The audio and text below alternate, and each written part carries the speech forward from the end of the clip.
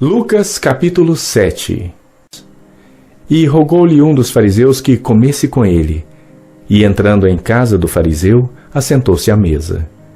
E eis que uma mulher na cidade, que era uma pecadora, sabendo que ele estava à mesa em casa do fariseu, levou um vaso de alabastro com unguento.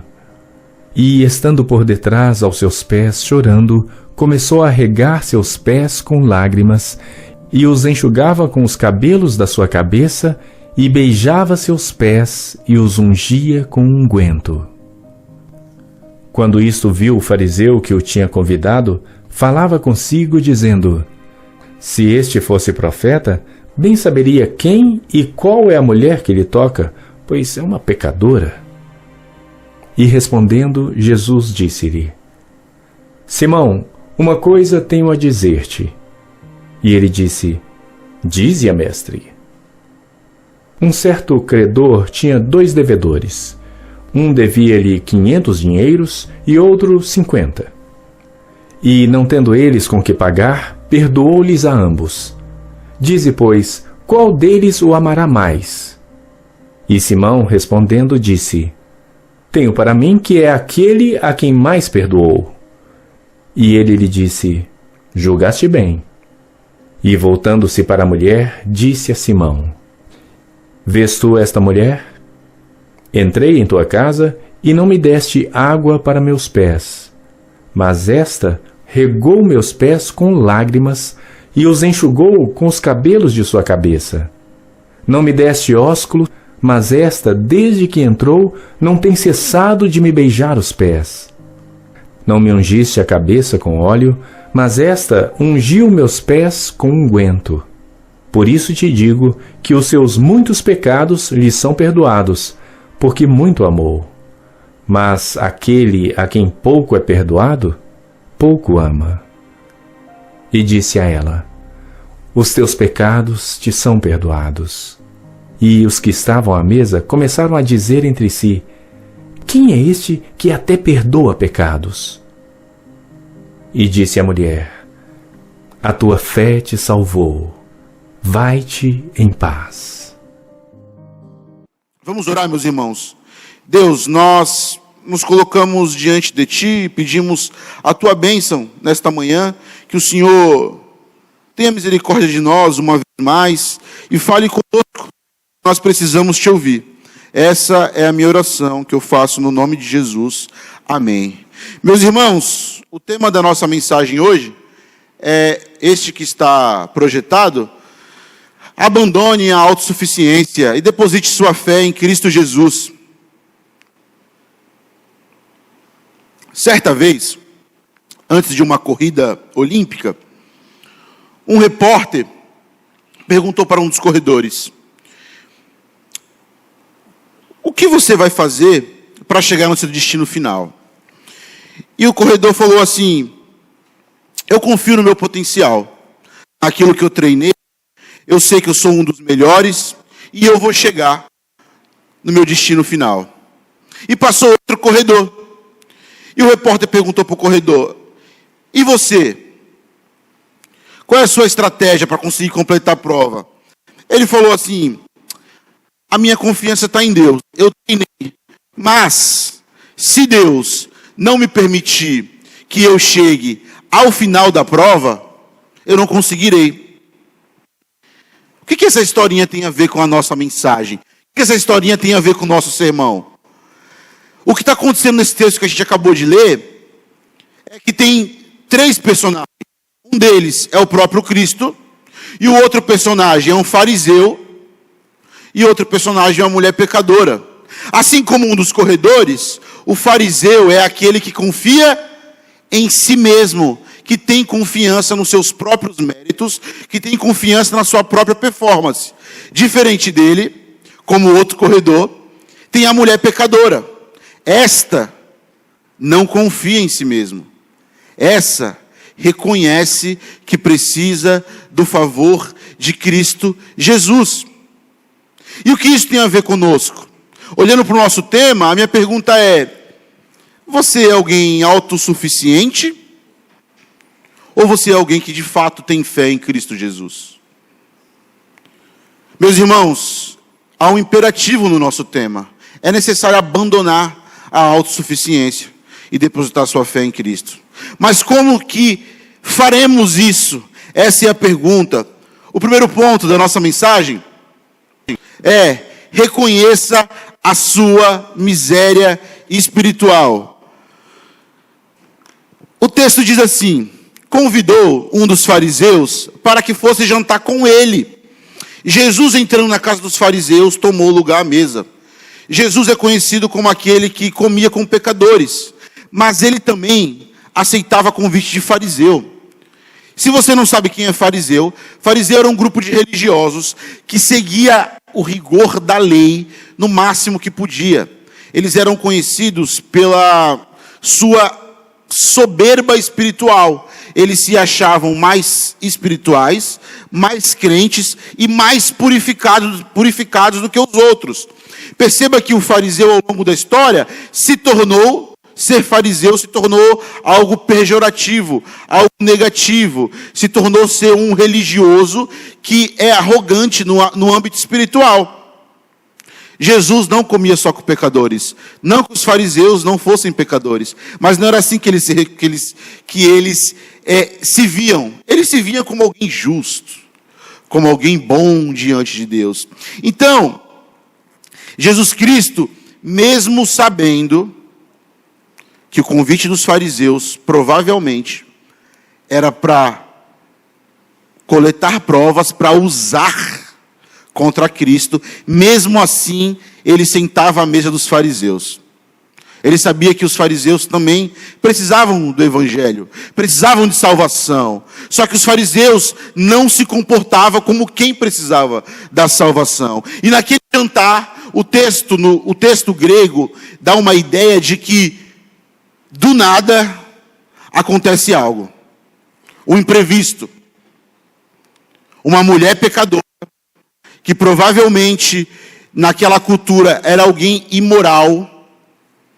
Muitos estudiosos, a maioria, acredita que se tratava inclusive de uma prostituta. Ela entra na casa e você pergunta: como que ela entrou na casa? A casa estava aberta? Sim, na cultura judaica, quando uma pessoa pública era convidada para jantar, a casa ficava toda aberta e as pessoas lá fora conseguiam observar aquele jantar. E o que acontece?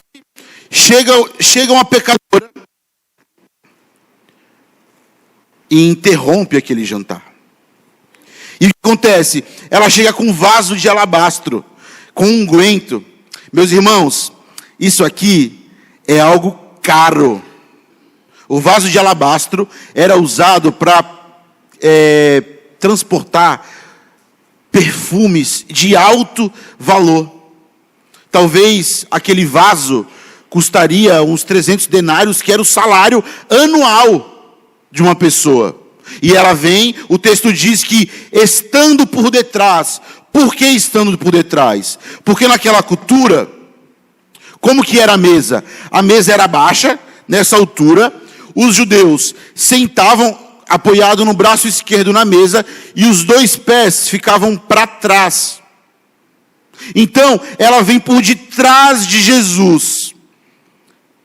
Por que ela faz isso? É bem provável que essa mulher já estivesse seguindo a Jesus com a multidão. E é bem provável que a mensagem do evangelho já vinha impactando essa mulher. Já vinha comunicando salvação, gerando arrependimento, mas ela ainda só andava em meio à multidão.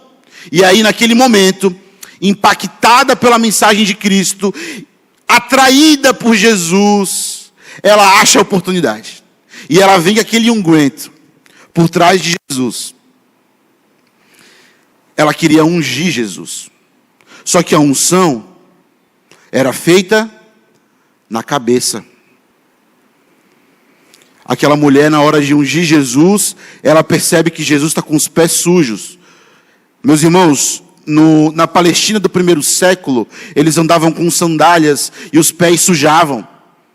E era normal que quando eles entrassem na casa, o dono da casa, ele concedia um serviçal que com a água vinha e lavava os pés dos convidados.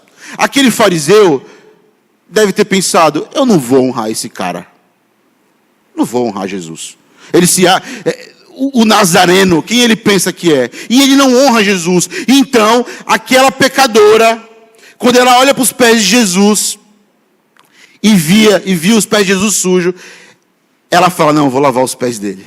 É a oportunidade de honrá-lo, porque ela queria honrá-lo. Ela estava colocando a esperança nele. E então, ela tem uma explosão de emoção. E ela começa a chorar. Chorar. Para os fariseus, ali era só mais um mestre que eles queriam testar. Para aquela mulher era a esperança dela. O texto grego dá a ideia de um choro que fosse como se fosse uma copiosa chuva. Ela está diante do Cordeiro de Deus, colocando a esperança nele, quebrantada. E o texto diz que ela lavou os pés de Jesus com as próprias lágrimas, reconhecendo a sua miséria espiritual. O fariseu negou água para Cristo. Negou água para Cristo lavar os pés. A mulher pecadora os lavou com a água que vem do coração. Um pesar esmagador pelo pecado, mas ao mesmo tempo um senso de gratidão, uma emoção profunda de alguém que carrega o pecado da imoralidade, de alguém que é publicamente reconhecido como alguém mau, alguém que não presta, que agora tem esperança, e quando se depara com o Cordeiro de Deus, se quebranta. O pastor Éder aqui, antes do louvor, falou de quebrantamento, que é o que Deus exige. Ela está reconhecendo a sua miséria espiritual, e está lavando os pés de Jesus, com as próprias lágrimas. E então, ela solta os cabelos, e ela não está nem aí para mais nada, meus irmãos. Por uma questão prática, ela não poderia soltar os cabelos ali. Era vergonhoso uma mulher soltar o próprio cabelo na frente dos homens, na cultura judaica. Só que nada mais importa. Ela está diante do Cordeiro de Deus. E saiba, meu irmão, que quando Jesus Cristo é centralizado no coração, isso tem uma das coisas que nós somos libertos do temor de homens. Você não está nem aí para mais nada. E ela enxugava com os próprios cabelos os pés de Jesus. Beijava os pés de Jesus e ungia com unguento. Pense você, naquele contexto, todo mundo olhando, uma prostituta, chorando copiosamente, quebrantada, secando os pés de Jesus com os cabelos, derramando aquele perfume caro, totalmente rendida ao Senhor. E ela não estava nem aí que o perfume era caro. E meus irmãos, preste atenção, o vaso de alabastro, ele é um vaso que tem um bico fino. Para você poder usar o perfume, sabe o que tinha que fazer? Quebrar. Ela não está nem aí para o valor daquilo. Naquela cultura, aquilo era extremamente valioso. Mas, meus irmãos, nada é tão valioso que não possa ser entregue por amor a Cristo. Sabe por que ela estava quebrantada? Porque ela reconhecia a miséria espiritual dela. Sabe por que ela estava aos pés de Cristo? Porque ela reconhecia que não tinha esperança nela mesma.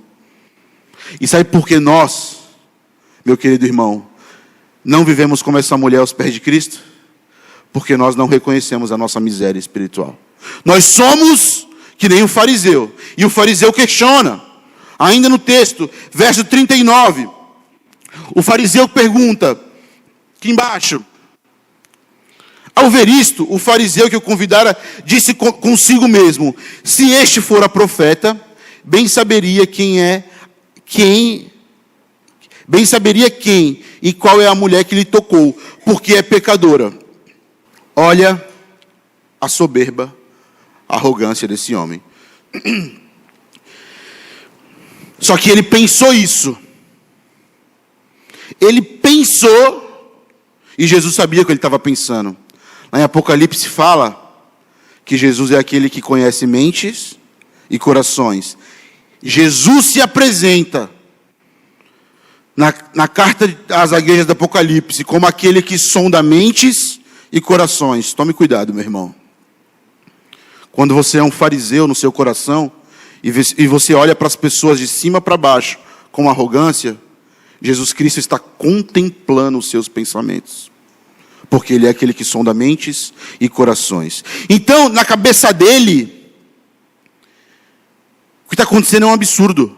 Uma mulher ritualmente impura está tocando naquele que se diz profeta. E ele nem acredita que Jesus era um profeta. Porque ele fala, se este fora mesmo um profeta, ele sabia. O que ele não sabe é que o ministério desse profeta, que ele não é só profeta, ele é rei e ele é sacerdote, que o ministério dele é atraído por gente pecadora.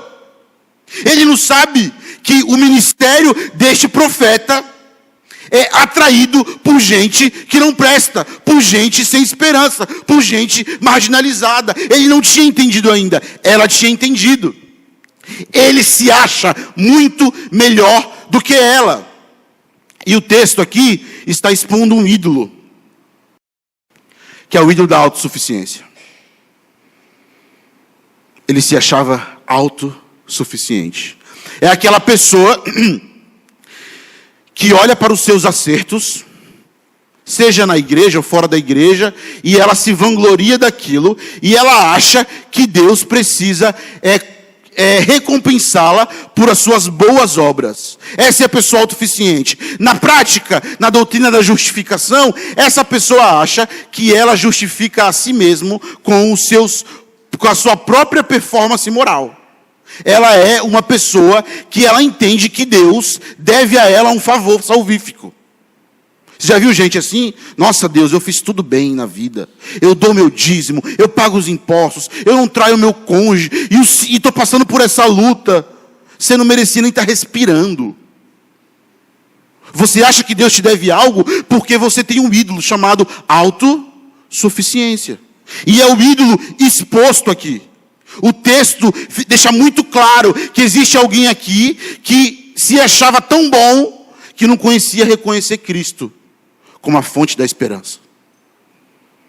O ídolo, a autossuficiência, é assim, ó. O autossuficiente se comporta como se fosse o salvador de si mesmo, adora a si mesmo e acredita que não precisa da graça.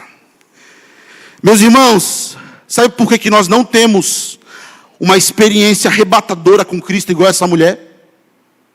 Porque nós estamos que nem esse homem, autossuficientes. Sabe por que nós não estamos com os joelhos dobrados? Porque não reconhecemos a nossa miséria espiritual. A gente não abandona a esperança que temos em nós mesmos. Nós não temos a humildade que vem do Evangelho. É por isso que talvez nós estejamos há muito tempo sem ter um choro que vem da alma. Aquele choro que, ao mesmo tempo, você sente o amargo do pecado. E de forma simultânea, você sente o doce da graça. Porque quanto mais amargo é o pecado, mais doce é a graça. John Piper vai dizer que essa é uma experiência agridoce. E a graça só se torna tão agradável, tão doce, quando o pecado se tornou muito, muito amargo. E o fariseu jamais ia ter essa experiência, porque ele não se vê como um pecador. Só que quem se vê como um pecador, está desfrutando do favor de Deus. Meu irmão, abandone nesta manhã a autossuficiência. Reconheça a sua miséria espiritual. Experimente se jogar aos pés de Cristo. Você será visitado pela graça. A graça que perdoa. A graça que restaura. A graça que comunica esperança. Mas ainda, meus irmãos, nós temos uma segunda verdade que eu quero comunicar para você. Amando profundamente o seu Salvador. Ame profundamente seu Salvador. O que Jesus Cristo fez? Ele sabe o que o fariseu está pensando. O fariseu está ali pensando, olha lá. Se ele fosse profeta, sabia que essa aí não vale nada. Só que no coração. Porque o fariseu é assim. O fariseu, ele é maquiado de piedade, mas por dentro ele é um juiz que está sempre condenando as pessoas. E você sabe bem, porque todos nós temos um fariseu em nós. Ele acha que ninguém está vendo os pensamentos dele. Ninguém está vendo mesmo. Só aquele que sonda mentes e corações. Então Jesus se dirige a ele. O texto diz: dirigiu-se Jesus ao fariseu e disse-lhe: Simão, uma coisa tenho a dizer-te. Ele respondeu: dize-a, mestre. Reverenda, falsa piedade? Mestre, mentiroso. Ele estava repreendendo Jesus no coração. Que o fariseu é assim. Certo credor tinha 2 devedores, disse Jesus. Um lhe devia 500 denários e o outro 50. Não tendo nenhum dos dois com que pagar, perdoou-lhes ambos. Ou seja, Jesus conta a ilustração. O credor tem 2 devedores. Um tem uma dívida impagável. O outro também tem uma dívida impagável. Só que a dívida do outro é 10 vezes do que o primeiro. O que o credor faz? Perdoa ambos. E ele pergunta para o fariseu: qual deles, portanto, amará mais o credor? O fariseu respondeu: suponho que aquele a quem mais perdoou. Replicou-lhe Jesus: julgaste bem. E voltando para a mulher, disse a Simão: vê esta mulher? Entrei em tua casa e não me deste água para os pés. Esta, porém, regou os meus pés com lágrimas e enxugou com os meus cabelos. Não me deste ósculo, que é um beijo no rosto. E ela, entretanto, desde que entrei, não cessa de me beijar os pés. Não me ungiste a cabeça com óleo, mas esta, com bálsamo, ungiu meus pés. Aquele fariseu, ele convida Jesus, mas ele negligencia a hospitalidade da cultura. Ele não lava os pés, não dá o beijo no rosto, não unge com óleo. Quem faz isso? A pecadora. Meus irmãos, ela dá o melhor. Ela honra Jesus. Ela expressa gratidão. Ela expressa amor. Jesus Cristo está falando, sabe por que ela está expressando amor? Porque ela tem noção do tamanho da dívida que foi perdoada. Diferente de você, que acha que é uma dívidazinha pequenininha. Ela tem... Quando você é alcançado pela graça, você olha para a sua dívida, que é impagável, você fala: nossa, olha o que Jesus Cristo fez por mim. E sabe por quê nós não amamos a Jesus como essa mulher ama? Porque nós perdemos de vista, meu irmão, que a nossa dívida era impagável. Quando a gente começa a se comportar que nem um fariseu no dia a dia, e todos nós temos a tendência. Quando nós acertamos como cônjuge, quando nós acertamos no nosso ministério, quando nós acertamos como funcionários, quando a gente consegue fazer tudo bonitinho, a gente vai, aos poucos, abandonando o coração, alcançado pela graça, e o nosso coração vai se tornando orgulhoso. E aí sabe por que a gente deixa de amar Jesus? Porque a gente passa a amar nós mesmos. E por que eu me amo? Porque eu acho que eu sou bom, que eu faço tudo bem. Ela não. Ela reconhecia que era tão miserável no âmbito espiritual, que ela olha para a vida dela, imoral, suja, indecente. Aqui é bem provável, diz alguns comentaristas, que ela já havia abandonado o pecado dela. Porque ela seguia Jesus e o evangelho estava gerando mudança. Mas ela precisava do encontro com o Cordeiro. E ela ama e ama. Jesus diz para ela: por isso te digo, no verso 47, perdoados muitos pecados. Jesus é aquele que perdoa muitos pecados. Na língua grega, a melhor tradução seria: apesar dos seus numerosos pecados, incontáveis pecados, você está perdoada. Porque Jesus veio pagar a nossa dívida impagável. Na cruz, meus irmãos, a sua dívida que você jamais poderia resolver, foi paga. E foi paga com sangue. E é triste que crentes se tornem orgulhosos e soberbos. É triste. E um orgulhoso é uma coisa séria. Você senta na frente dele, ele começa a falar dos seus acertos, você fica olhando assim: não é possível. Será que ele não está vendo? Que ele está se vangloriando? Mas eu fiz isso. Você nunca pegou assim não, né? Você fala: meu Deus, ele está listando os seus acertos, sem parar. Mas eu fiz isso. Você fala: meu Deus. Não reconhece que não sai nada de bom de si. Não reconhece que era alguém sem esperança, com uma dívida impagável. E que tudo que há de bom em nós é a graça de Deus. Meus irmãos, nós precisamos hoje destronar o ídolo da autossuficiência. Nós precisamos hoje nos arrepender do nosso farisaísmo. Hoje. Veja, o pecado do fariseu é igual daquela mulher. Exatamente. Só que ele não reconhece. E ele não reconhece, ele não desfruta da graça. A pergunta é, nessa narrativa aqui, quem é você? Você é quem está nos pés de Cristo? Reconhecendo a sua miséria espiritual e o amando pela dívida que foi paga? Quem é você?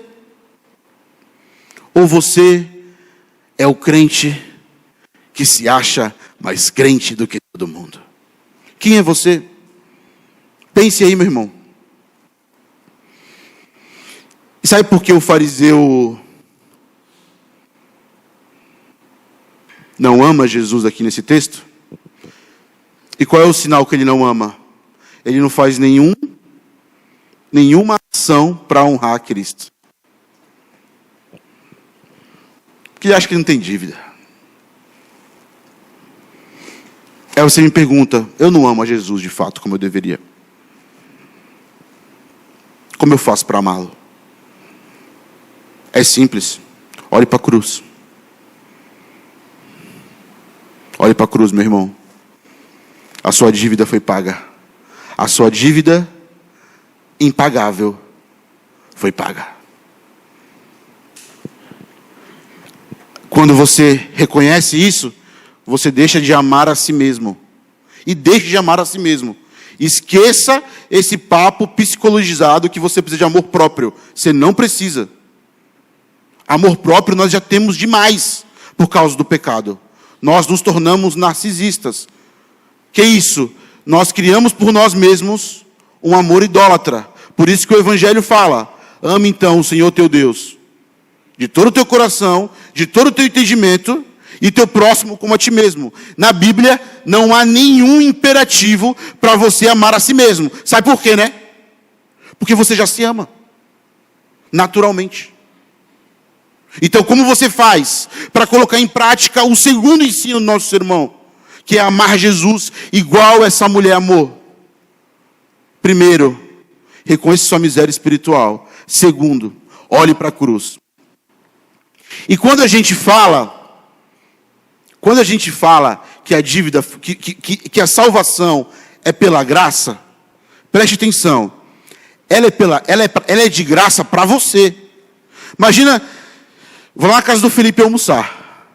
O Felipe fala: vamos lá almoçar, tem um churrasco da hora lá. Eu vou lá comer de graça, beleza? Mas aquele almoço foi de graça? Alguém pagou, meu irmão. Essa é a salvação. Você recebeu de graça, mas alguém pagou e custou preço de sangue. Jesus Cristo agonizou na cruz para que a sua dívida fosse paga. Vou falar algo com muito amor. Deixe de ser orgulhoso. Abandone o papel de fariseu e assume o papel de pecador igual essa mulher. Você vai desfrutar da graça. E em terceiro lugar, receba o perdão concedido por Cristo Jesus. Isso aqui é muito bonito, meus irmãos. Jesus Cristo diz para ela, verso 48. Então disse a mulher, Jesus Cristo fala para ela, perdoados são os teus pecados. Meus irmãos, aqui o fariseu quase morreu do coração. Vou explicar para você. Jesus Cristo faz uma declaração solene. Ele faz uma declaração de absolvição. Na doutrina da justificação, nós somos absolvidos no tribunal de Deus. Porque nós chegamos lá como réus. A nossa condenação, quem paga é Jesus, nós somos considerados inculpáveis e inocentes. Mas não saímos de lá tão somente inocentes, inculpáveis. Saímos de lá filhos. Doutrina da adoção. Naquele contexto judaico, só uma pessoa poderia dar a declaração de absolvição. Precisaria ter um templo, precisaria ter um sacrifício e um sacerdote. Como que era no templo judaico? O pecador levava o sacrifício, ele pecava, levava o animal, o sacerdote fazia o sacrifício e o sacerdote comunicava que ele estava absolvido daqueles pecados. Jesus Cristo fala para aquela mulher, os teus pecados estão perdoados. Imagina um fariseu falando assim, não, esse cara pirou. Aqui não tem templo, aqui não tem sacrifício, aqui não tem sacerdote. Essa mulher não ofereceu sacrifício. Imagina o judeu, o fariseu, reverendo, se contorcendo por dentro. Não, esse cara é um maluco. Meus irmãos, só que ele não sabia que Jesus é maior que o templo, que Jesus é o nosso sumo sacerdote e que Jesus é o sacrifício. Ele não o conhecia. Jesus é maior que o templo, Jesus é o verdadeiro sumo sacerdote, Jesus é o sacrifício substitutivo. E ele está aqui para absolver pecadores arrependidos.